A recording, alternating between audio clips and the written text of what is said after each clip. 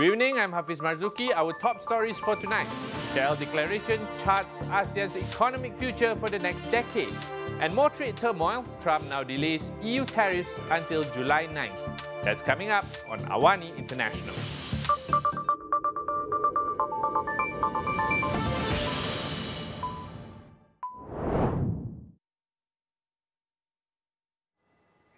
US President Donald Trump says his administration is considering more sanctions on Russia. However, Trump's comments were not all targeted at Russian President Vladimir Putin, as he also criticized Ukrainian President Volodymyr Zelensky, claiming the latter has done his country no favors. This comes as Russia launched its largest aerial assault of the war, firing at least 367 drones and missiles overnight on Sunday. The attack killed at least 12 people, including 3 children, in Ukraine's northern region. While other strikes have killed more people, but this was the largest in terms of weapons fired. Trump has been urging both sides to end the more than 3-year war, but peace remains elusive. As global powers debate, the conflict continues to escalate, with Russian forces advancing in eastern Ukraine and both sides deploying swarms of drones in fierce battles along the front line.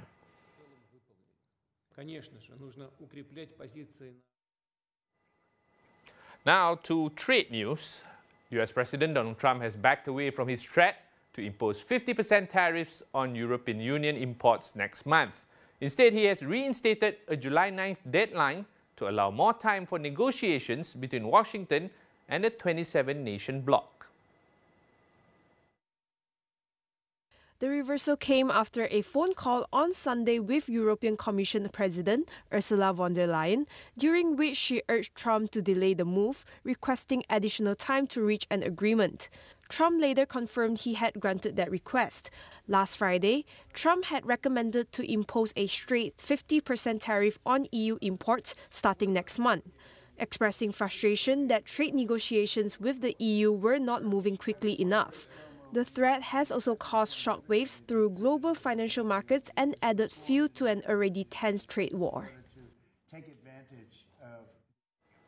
After the break, the focus shifts to ASEAN. Don't go anywhere.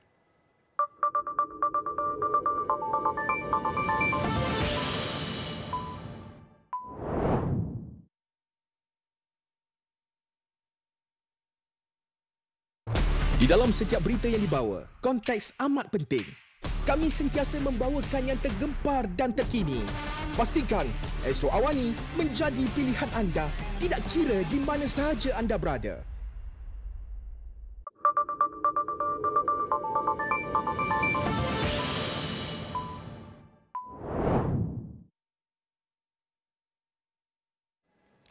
ASEAN leaders today officially signed and adopted the Kuala Lumpur Declaration on ASEAN 2045, a landmark document that charts the region's collective vision for the next 2 decades.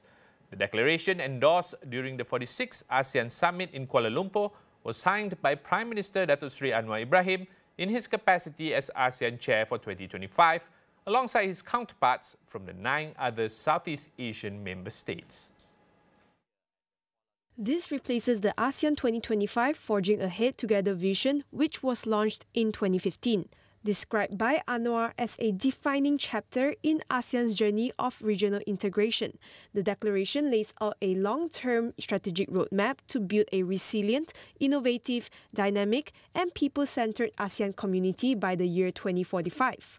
He added that the future of ASEAN must rest on the 2 pillars of sustainability and inclusion, calling for greater focus on narrowing development gaps, raising living standards, and investing in the human potential of all citizens. The Kuala Lumpur Declaration on ASEAN 2045 also envisioned ASEAN as a center of growth in the Indo-Pacific amid shifting global dynamics. It affirmed the bloc's shared commitment to strengthening regional cooperation and enhancing its global relevance through value-based leadership and inclusive development. In a world increasingly fractured, ASEAN continues to champion the principle of neutrality.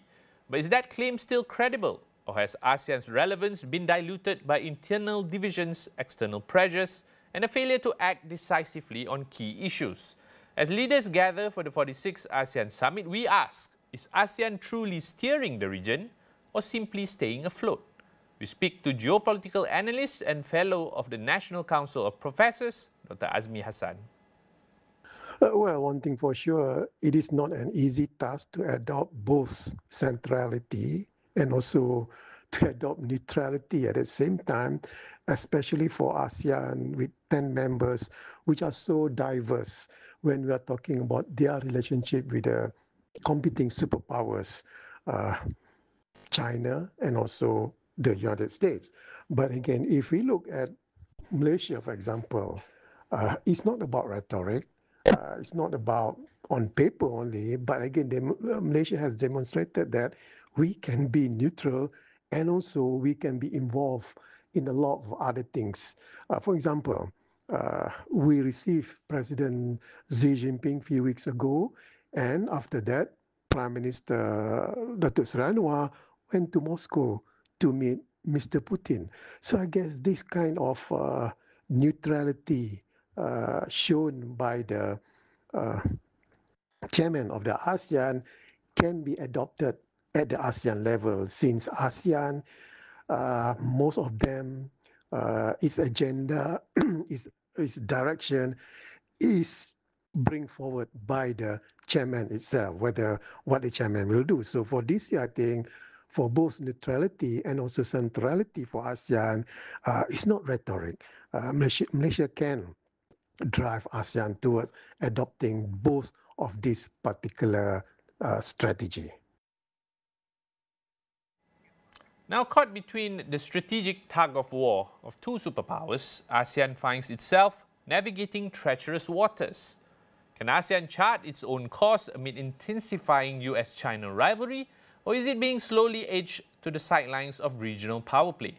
We asked this to fellow of the National Council of Professors, Dr. Azmi Hassan.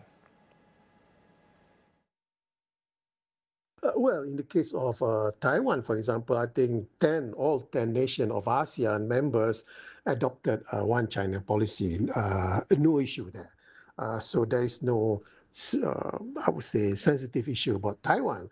For regional trade blocs, I think RCEP, the Regional Comprehensive Economic Partnership, 10 ASEAN nations plus other 5 nations, really demonstrate that if regional blocs come into force, ASEAN can come together. And more recently, just a few days ago, CAFTA, the China-ASEAN Free Trade Area, has been finalized after 3 years of negotiation. So in this case, for regional trade blocs, I think ASEAN will come together, except for one geopolitical issue, which is South China Sea. As I see it, there are 3 blocks here. One blocks are more inclined to support the United States, another blocks more inclined to be with China, and another block seems to be don't care or seems to be neutral in this case. So for South China Sea, it has been going like that. Very difficult to get a consensus, except for one thing, I guess. We have a consensus in terms of code of conduct. All 10 ASEAN nations has been pushing for China to accept the framework, at least the framework of the COC. So in this case, I would say I'm positive about Taiwan, South China Sea, and also the regional trade blocs when ASEAN is of concern. As we know, Malaysia holds the ASEAN chairmanship this year. But beyond the ceremonial spotlight, what does leadership of ASEAN truly mean in practical terms? We asked fellow of the National Council of Professors, Dr. Azmi Hassan, what kind of impact Malaysia can realistically make during its chairmanship. Well, 10 years ago, we have, when Malaysia was the chairman of ASEAN, we have 2 declarations. One declaration, Kuala Lumpur Declaration, regarding education. Another declaration is Langkawi Declaration concerning with environmental at that particular time. But I think this particular Kuala Lumpur Declaration 2025 is going to be something a bit different. Where Malaysia want to see ASEAN to be encompassed or to be adopting the centrality strategy. And another thing is that talking about neutrality. So I think Kuala Lumpur Declaration this year will be much more geared toward geopolitical situation, whether it is a Gaza things that our foreign minister did bring this particular matter up during the one of the meetings of the foreign minister, and also whether it's about Ukraine or South China Sea. Malaysia want to see the ASEAN be involved in all these matters. So I would say that most of the content of the Kuala Lumpur Declaration is about geopolitical, to bring ASEAN more centrality, to be more involved, and at the same time be neutral, not to be biased with either superpowers, whether it's China, United States, or Russia in this case. So I think that's the legacy that the chairman want to imprint for its chairmanship this year.